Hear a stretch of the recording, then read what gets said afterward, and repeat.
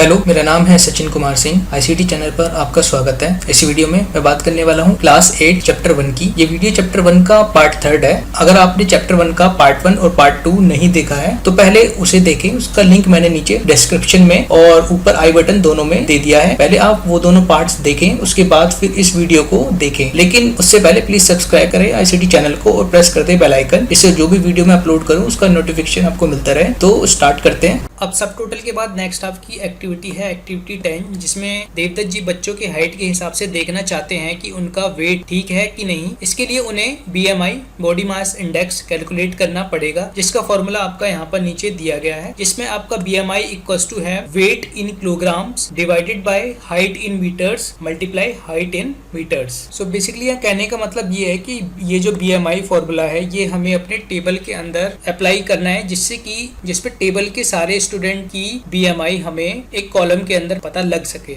अब यहाँ पर दिक्कत क्या है कि देवदत्त जी ने जो बच्चों की लेंथ है वो टेबल के अंदर एंटर करी है सेंटीमीटर में, लेकिन फॉर्मूले के अंदर हमें हाइट किस में चाहिए, मीटर्स के अंदर। तो हमें क्या करना होगा, पहले हमें तो जो हाइट हमारी टेबल के अंदर सेंटीमीटर में लिखी हुई है वो हमें कन्वर्ट करनी पड़ेगी सबसे पहले मीटर पे। तो जैसे आप जानते हैं कि हाइट को अगर मीटर में कन्वर्ट करना है सेंटीमीटर से, तो उसके लिए हम क्या करते हैं, height in centimetre divide by 100। यही फॉर्मूला हमें अपने कॉलम में अप्लाई करना है। अब इसको देखिए हम कैसे अप्लाई करेंगे। सो जैसे कि आप देख सकते हैं यहाँ पे हमारी जो हाइट दी है वो किस में दी है, सेंटीमीटर में, और हमें फॉर्मूला के अंदर चाहिए हाइट किसके अंदर, मीटर के अंदर। तो उसको कन्वर्ट करने के लिए सबसे पहले हम यहाँ पर बना लेंगे एक हाइट इन मीटर नाम से एक कॉलम। सो यहाँ पर हमारा ये कॉलम जो है बन गया है। अब हमें क्या करना है, हमें सबसे पहले जो ये डाटा है इसको डिवाइड करना है 100 से। तो इस डाटा को डिवाइड करने के लिए हम इसका सेल एड्रेस देखेंगे। इसका सेल एड्रेस क्या है, यहाँ पर G2। तो यहाँ पर इस सेल के अंदर हम लिखेंगे equals to G2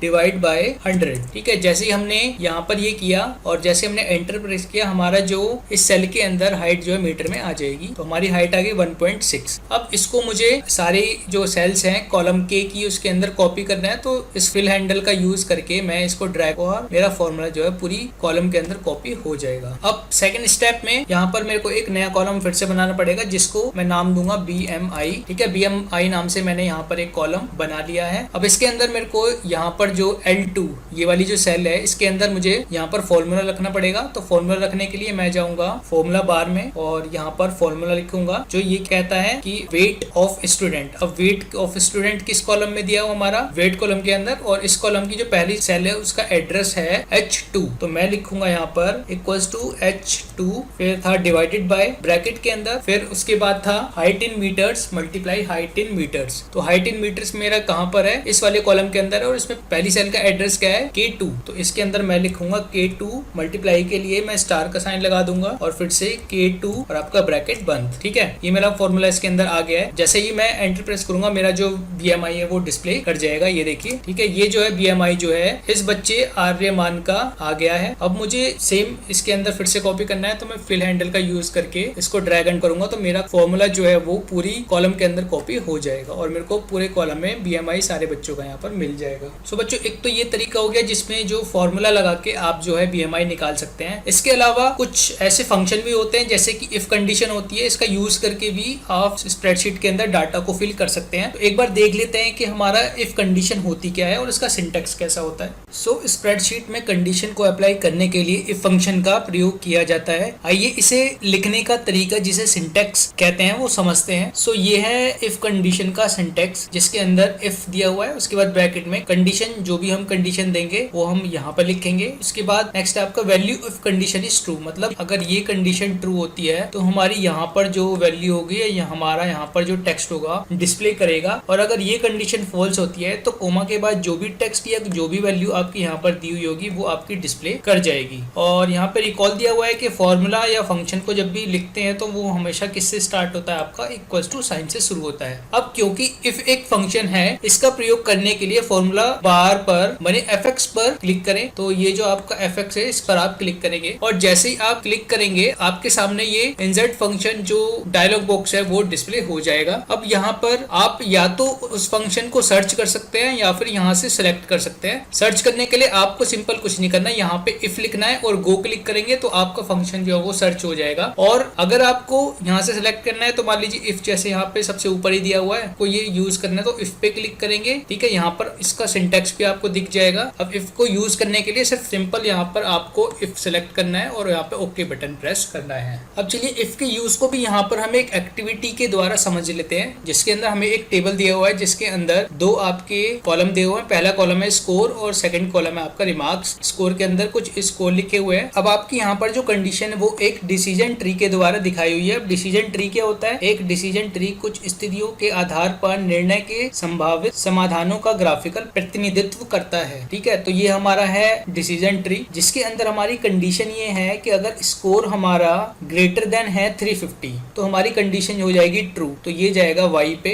yes condition पे। तो ट्रू होने के बाद जो हमारी पहली वैल्यू होगी वो यहाँ पर डिस्प्ले कराएगी हाईएस्ट स्कोर। और अगर आपकी ये कंडीशन फॉल्स हो जाती है, हमारा डिस्प्ले कराएगा keep trying you will succeed. So last slide में जब आपने इफ को सिलेक्ट किया और उसके बाद ओके बटन प्रेस किया तो उसके बाद आपका खुलेगा ये फंक्शन आर्ग्यूमेंट, जिसके अंदर आप यहाँ पे लिखा हुआ है इफ और यहाँ पर 3 बॉक्स दिए हुए हैं। पहला बॉक्स है लॉजिकल टेस्ट, सेकंड है वैल्यू इफ ट्रू और थर्ड है value if false. So if function को यूज करने के लिए सबसे पहले हम क्या करेंगे, यहाँ पर जो पहला बॉक्स है आपका लॉजिकल टेस्ट, इसके अंदर हम अपनी कंडीशन डाल देंगे कि जो हमारा A2 है वो A2 मतलब आपका ये जो आपका पहला जो सेल है ये A2 है, तो A2 लेस देन 350 इसके अंदर डाल देंगे। उसके बाद हम ट्रू की कंडीशन डालेंगे। अगर ये कंडीशन ट्रू होती है तो आपका डिस्प्ले होना चाहिए हाईएस्ट स्कोर, और अगर फॉल्स में अगर ये फॉल्स होता है इसके अंदर लिखा आना चाहिए keep trying you will succeed, ठीक है। आप जैसे ही आप ये बॉक्सेस फिल करेंगे तो फॉर्मूला बार में फंक्शन जो आपको यहाँ पर लिखा हुआ दिखाई दे जाएगा। उसके बाद अब यहाँ पर एंटर प्रेस करने से पहले आपको फॉर्मूला बार का एक विश्लेषण भी दिया हुआ है, जिसमें ये रहा आपका इफ का सिंटैक्स, ठीक है। इसके अंदर आपकी कंडीशन क्या है, ये है आपकी condition value if condition is true, इसमें है आपका हाईएस्ट स्कोरर। उसके बाद है value if condition is false, इसके अंदर है keep trying you will succeed. उसके बाद जैसे हम यहाँ पर एंटर प्रेस करेंगे हमारा जो है वो टेबल इफ कंडीशन जो है वो अप्लाई हो जाएगी और आपको ये जो है इसका रिजल्ट दिखेगा। आपको यहाँ पर keep trying you will be succeed दिख जाएगा, क्योंकि जो आपका पहला जो A2 सेल है उसके अंदर आपका स्कोर जो है वो लेस देन है 350 से, ठीक है। अब आपका जो B2 सेल है इसके अंदर तो फॉर्मूला लिखा हुआ है, लेकिन बाकी सेल में कॉपी करने के लिए आप सिंपल इसको फिल हैंडल के द्वारा ड्रैग करेंगे और सारी सेल में फॉर्मूला को कॉपी कर देंगे पूरे B कॉलम में, और आपको रिजल्ट जो है पूरे कॉलम में डिस्प्ले कर जाएगा। उसके बाद आपका नेक्स्ट आ जाता है एक्टिविटी 12, जिसके अंदर देवदत्त जी ने इंटरनेट की सहायता से BMI से संबंधित ये इमेज डाउनलोड की है, और वो इमेज ये है, जिसके अंदर BMI के हिसाब से जो है कुछ कैटेगरी बनाई हुई है। जैसे कि अगर आप किसी स्टूडेंट का BMI आता है 18.5 से कम तो वो आता है अंडरवेट कैटेगरी में। इसी तरह से 18.5 से लेकर 25 तक आता है तो वो आता है आपका ऑप्टिमल कैटेगरी में। नेक्स्ट है 25 से लेकर 30 तक आता है तो वो आता है ओवरवेट कैटेगरी में, और 30 से ज्यादा अगर आता है BMI ओबीस कैटेगरी में। सो उसके लिए स्टेप 1 में दिया गया है कि आपने जो BMI कॉलम बनाया था L, उसी के साइड में एक नया कॉलम बनाए जिसको आप नाम दे कैटेगरी कॉलम। कॉलम बनाने के बाद अब जो हमें इमेज दी गई है, सो BMI कैटेगरी निकालने के लिए हमें कुछ कंडीशन लगानी पड़ेंगी, जिसमें पहली आपकी है कि अगर BMI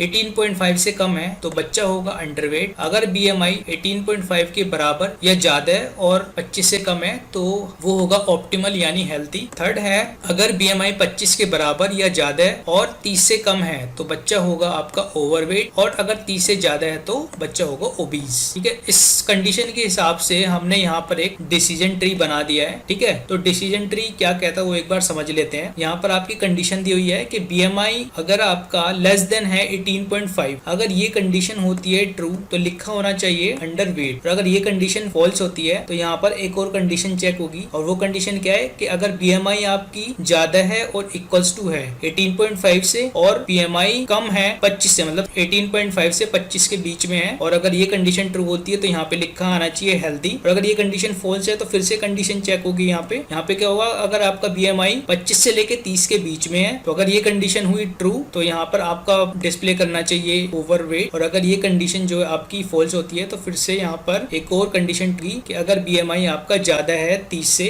तो यहाँ पे लिखा आना चाहिए ओबीस। सो ये जो डिसीजन ट्री है इसको देखकर हमें ये समझ में आता है कि ये एक नेस्टेड इफ है, यानी इफ के अंदर इफ कंडीशन दी हुई है। तो अब इसको हम लिखने का प्रयास करते हैं। सो यहाँ पर हमने इफ कंडीशन आपकी बना दी है, जिसके अंदर सबसे बार है इफ, इसमें जो आपकी ये वाली पहली कंडीशन है वो हुई हमारी यहाँ पर चेक। उसके बाद अगर ये कंडीशन हमारी हमारी यहाँ पर ट्रू होती है तो हमारा प्रिंट होगा अंडर वेट, और अगर ये कंडीशन फॉल्स होती है तो फिर से यहाँ पे इफ कंडीशन लग गई है और यहाँ पर हमने एक एंड यूज कर दिया है दो नंबर के बीच की वैल्यूज को पाने के लिए। फिर यहाँ पे फिर से चेक होगा M2 आपका कहीं इक्वल्स टू और ग्रेटर देन 18.5 से और कम है 25 से, तो यहाँ पर डिस्प्ले होना चाहिए हेल्दी। फिर से इफ कंडीशन आ गई तो इसके अंदर आपको इफ के अंदर इफ कंडीशन यहाँ पे नेस्टेड दिखाई दे रही है। यहाँ पे जो M2 सेल है वो हमारी M कॉलम की सेल है जहाँ पे हमने अपने सारे BMI लिखे थे, ठीक है। तो M2 जो है उस सेल का एड्रेस है। उसके बाद जो हमने कैटेगरी यहाँ पर कॉलम बनाया था उसके अंदर हम ये वाला फॉर्मूला जो है वो पूरा लिख देंगे। फॉर्मूला लिखने के बाद हम एंटर प्रेस करेंगे और फिल हैंडल का यूज करके उसको N कॉलम के सारी सेल्स के अंदर जो है वो कॉपी करा देंगे, और जैसे ही हम कॉपी कराएंगे हमारे सामने बच्चों के BMI का आकलन कैटेगरी कॉलम में अप्लाई हो जाएगा और हमें ये कॉलम जो है वो डिस्प्ले कर जाएगा ऐसे। सो नेक्स्ट टॉपिक है आपका अप्लाइंग कंडीशनल फॉर्मेटिंग। अब जिस तरह से कंडीशन के अनुसार हम सेल की वैल्यू सेट कर सकते हैं उसी प्रकार हम कंडीशन के अनुसार सेल की फॉर्मेटिंग भी स्प्रेडशीट के कंडीशनल फॉर्मेटिंग ऑप्शन से कर सकते हैं। कंडीशन फॉर्मेटिंग ऑप्शन का यूज कैसे करेंगे, आपको जाना है यहाँ पर होम टैब के अंदर और क्लिक करना है कंडीशनल फॉर्मेटिंग के ऊपर। अब कंडीशनल फॉर्मेटिंग को समझ लेते हैं एक एक्टिविटी के थ्रू। एक्टिविटी 13 में दिया गया है कि सरोजिया चाहती हैं कैटेगरी की वैल्यू के अनुसार सेल के रंग इस प्रकार हो। अगर अंडरवेट हो सेल के अंदर तो पिंक कलर का लिखा आ जाए, हेल्दी हो तो ग्रीन कलर का लिखा जाए, ओवरवेट हो तो ऑरेंज कलर का लिखा जाए और ओबीस हो तो रेड कलर का लिखा जाए। सो चलिए इस एक्टिविटी का भी हम प्रैक्टिकल करके देख लेते हैं। सो यहाँ एक्टिविटी 13 के लिए जो टेबल चाहिए था वो हमने यहाँ पे बना लिया है, जिसके अंदर हमारा BMI दिया है, उसके हिसाब से BMI के अकॉर्डिंग यहाँ पे कैटेगरी दी हुई है।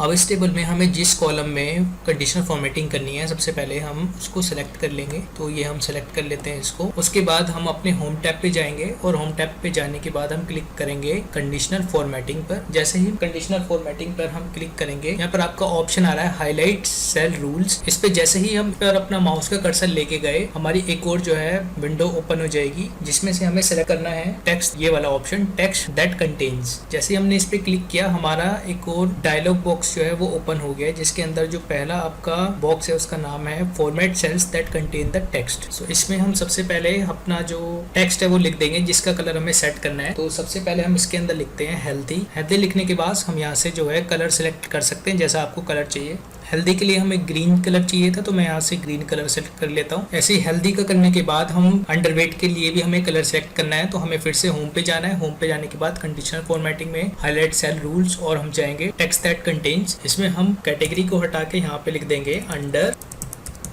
अंडरवेट लिखने के बाद यहाँ से हम कलर जो है वो सिलेक्ट कर लेंगे और इसको ओके कर देंगे। जैसे हम इसको ओके करेंगे हमारा यहाँ पर ये देखिए जो ये वाला कॉलम है उसमें कैटेगरी के हिसाब से जो सेल का कलर है वो चेंज हो चुका है। सो कंडीशनल फॉर्मेटिंग का यूज करके हम किसी भी कॉलम की सेल्स की फॉर्मेटिंग कर सकते हैं। नेक्स्ट आपका टॉपिक है draw information bye analysing data and represent it using graphs, जिसके अंदर यदि आप डाटा को लिस्ट के फॉर्म में एंटर करने के बाद उसमें प्रयोग किए गए न्यूमेरिक डाटा पर फंक्शन अप्लाई कर एक टेबल बनाना चाहते हैं तो आपके डाटा को समराइज कर दिखाएं तो उसके लिए हम पाइवोट टेबल ऑप्शन का प्रयोग कर सकते हैं। ठीक है, तो मतलब ये है कि आपने स्प्रेडशीट के अंदर अपना एक कोई टेबल या कोई लिस्ट बना ली जिसके अंदर आपने डाटा एंटर किया है और उसके अंदर कुछ न्यूमेरिकल डाटा भी है। आप उस पर फंक्शन अप्लाई करने के बाद और अपने डाटा को समराइज करके दिखा सकते हैं और इसके लिए आप यूज करेंगे पाइवोट टेबल का। ठीक है, पाइवोट टेबल क्या होता है कि पाइवोट टेबल आपको वांछित रिपोर्ट प्राप्त करने के लिए स्प्रेडशीट टेबल में चयनित कॉलम और डेटा की रोज को पुनर्गठन और सारांशित करने देता है। पाइवट टेबल वास्तव में स्प्रेडशीट की डाटा को नहीं बदलता है। तो चलिए पाइवट टेबल को और अच्छे से समझते हैं इस एक्टिविटी के जरिए। आपकी एक्टिविटी 14 है जिसमें अनुजा की माता जी एक ऑफिस में कैंटीन चलाती हैं। वह एक जिम्मेदार संचालक है जो बासी खाना कभी नहीं बेचती। अनुजा ने अपनी आईसीटी की जानकारी से एक दिन की बिक्री सीक्वेंस में स्प्रेडशीट में एंटर कर दी है और अब उसका विश्लेषण करना चाहती है। अनुजा की लिस्ट का सारांश नीचे स्क्रीनशॉट में दिखाया गया है। ठीक है, तो ये है आपकी स्क्रीनशॉट जिसको हमने अपनी स्प्रेडशीट के अंदर ये देखिए यहाँ पे बना लिया है। अब अनुजा की सहायता पाइवोट टेबल से की जा सकती है। तो पाइवोट टेबल का प्रयोग करने के लिए हम ये सारे जो स्टेप्स हैं वो यूज करेंगे, जिसमें पहले हम डाटा को सिलेक्ट करेंगे, उसके बाद इंसर्ट करेंगे हमारा पाइवोट टेबल, फिर ड्रैग करेंगे फील्ड्स को, फिर ऐड करेंगे पाइवोट चार्ट को और फिर चेंज करेंगे समरी कैलकुलेशन में। तो चलिए इन स्टेप्स का यूज करके पाइवट टेबल का प्रयोग करना सीख लेते हैं। तो सबसे पहले इसमें पहला आपका यहाँ पर स्टेप दिया हुआ है कि हमें लिस्ट को सिलेक्ट करना है। तो हम पहले अपनी जो लिस्ट है उसको हम सिलेक्ट कर लेते हैं। इसके बाद हमें अपना यहाँ पर जो इंसर्ट टैब है इसके अंदर जाना है, इस पे हम क्लिक करेंगे तो हमारा जो टेबल्स के अंदर जो पहला ऑप्शन आ जाएगा वो पाइवट टेबल का आ जाएगा। हम इस पे क्लिक करेंगे तो यहाँ पर हमारा पहला ऑप्शन आ जाएगा पाइवट टेबल और सेकंड है पाइवट चार्ट। तो अभी हमें पाइवट टेबल पे यूज करना है तो हम इस पे क्लिक करेंगे। सो जैसे ही हमने पाइवट टेबल ऑप्शन पे क्लिक किया, हमारा एक नया डायलॉग बॉक्स यहाँ पे डिस्प्ले हुआ है जिसका नाम है क्रिएट पाइवट टेबल। ठीक है, इसके अंदर जो आपका पहला ऑप्शन है वो क्या है, सेलेक्ट ए टेबल और रेंज। तो यहाँ पर क्योंकि हमने अपना टेबल यहाँ पे सेलेक्ट किया हुआ है तो वो यहाँ पे रेंज अपने आप शो कर जाएगी। पाइवट टेबल के लिए जो रिपोर्ट बनेगी वो आपको नई स्प्रेडशीट में चाहिए या एग्जिस्टिंग वर्कशीट में चाहिए। तो हमें न्यू वर्कशीट में चाहिए तो हम यहाँ पे न्यू वर्कशीट सिलेक्टेड रखेंगे। ठीक है, उसके बाद हम क्या करेंगे, हम यहाँ पे बटन प्रेस करेंगे ओके का बटन प्रेस करते ही यहाँ पर हमारी एक नई वर्कशीट जो है वो अपने आप बन गई है। तो अब हम इसको ओपन करके देखते हैं कि इसके अंदर क्या है शीट 2 को। सो यहाँ पे आपका जो पाइवट टेबल है वो बन गया है। ठीक है, और यहाँ पर आपकी पाइवट टेबल की फील्ड लिस्ट यहाँ पर शो आपको कर रही है। अब यहाँ पर हमारा क्या दिखा है, जिन कॉलम्स को आप रिपोर्ट की रो में देखना चाहते हैं आप उन पर क्लिक कर सकते हैं यहाँ से। जैसे कि मान लीजिए आपको सीरियल नंबर देखना है तो आप यहाँ पे क्लिक करेंगे तो यहाँ पे आपका सीरियल नंबर आ जाएगा। और अगर आपको यहाँ पे आइटम ऑर्डर देखने हैं तो आप आइटम ऑर्डर पे क्लिक करेंगे तो यहाँ पे आपके आइटम जो है वो आ गए हैं यहाँ पर। उसके बाद अमाउंट अगर आपको देखना है तो आप अमाउंट पे क्लिक करेंगे तो यहाँ पे आपको अमाउंट दिखा देगा। ठीक है, तो ऐसे आप जो है पाइवट टेबल को अपनी स्प्रेडशीट के अंदर बना सकते हैं। सो हमारा यहाँ पे पाइवट टेबल जो है वो बन गया है। अब हमें पाइवट टेबल से हमारा पाइवट चार्ट बनाना है। तो उसके लिए हम क्या करेंगे, उसके लिए सबसे पहले क्योंकि मुझे अपने टेबल में जो है सीरियल नंबर नहीं चाहिए तो मैं यहाँ से सीरियल नंबर जो है वो हटा देता हूँ। इसके बाद अगर मुझे इसका चार्ट बनाना है तो मुझे यहाँ पर जाना पड़ेगा ऑप्शंस में। ऑप्शंस में जैसे आप क्लिक करेंगे तो यहाँ पर आपका पाइवट टेबल आ रहा है, यहाँ पे फील्ड आ रहा है और यहाँ सेकंड लास्ट आपका आ रहा है टूल्स के अंदर आपको क्लिक करना है पाइवट चार्ट के ऊपर। जैसे आपने पाइवट चार्ट के ऊपर क्लिक किया आपसे ये पूछेगा कि आपको किस तरह का चार्ट जो चाहिए, कॉलम चाहिए, लाइन चाहिए। तो मुझे कॉलम चार्ट ही चाहिए। फर्स्ट मैं सेलेक्ट करके और यहाँ पर ओके बटन प्रेस करता हूँ तो मेरा यहाँ पे ये देखिए जो पाइवट चार्ट है वो इंसर्ट हो गया है। सो पाइवट टेबल और पाइवट चार्ट के बाद आपके चैप्टर का नेक्स्ट और लास्ट टॉपिक है रिबन कीबोर्ड शॉर्टकट्स। इसमें क्या बताया है कि जब आप कीबोर्ड से ऑल्ट की दबाते हैं छोटे छोटे अक्षर आपको दिखते हैं जिन्हें की टिप्स कहते हैं। जैसे कि आपको इमेज में दिखाया गया है, यहाँ पर आप इन अक्षरों को ऑल्ट की के साथ दबाकर विभिन्न टैब्स को ओपन कर सकते हैं। जैसे ही आप ऑल्ट की प्रेस करेंगे तो आपको होम के आसपास में ऐसा H दिखाई देगा, ऐसे इंसर्ट के पास आपको N दिखाई देगा, पेज लेआउट के पास P दिखाई देगा। ठीक है, तो ऑल्ट की आपको प्रेस रखनी है और जैसे ही पेज लेआउट के लिए P प्रेस करेंगे तो पेज लेआउट के जो यहाँ पे सारे ऑप्शन है वो आपके सामने ओपन हो जाएंगे। तो आप इसको शॉर्टकट की तरह भी यूज कर सकते हैं। इसके अलावा यहाँ पर कुछ फ्रिक्वेंटली यूज शॉर्टकट्स आपको दिए गए हैं जो आपके बार बार यूज में आते हैं। जैसे कि अगर आपको अपने वर्कबुक को क्लोज करना है तो आप कंट्रोल W यूज कर सकते हैं। वर्कबुक को ओपन करना है तो कंट्रोल O आप यूज कर सकते हैं। ठीक है, अगर आपको होम टैब के सारे ऑप्शंस को एक्सेस करना है आप Alt+H जैसे यहाँ पे दिखाया गया ना, Alt+H वो यूज कर सकते हैं। Ctrl+C यूज कर सकते हैं। ठीक है, पेज के लिए V। तो ये सारे जितने भी यहाँ पे शॉर्टकट है जब भी स्प्रेडशीट के अंदर काम करे तो इनको आप यूज करते रहें जिससे कि ये आपको खुद ही याद हो जाएंगे। सो ये तो लास्ट टॉपिक आपके चैप्टर 1 का। नेक्स्ट वीडियो में हम लोग डिस्कस करेंगे चैप्टर 1 के क्वेश्चन आंसर्स को। तो उसके लिए please subscribe to the channel and press the bell icon for more videos and don't forget to share, comment and like the video. Stay safe, have a nice day.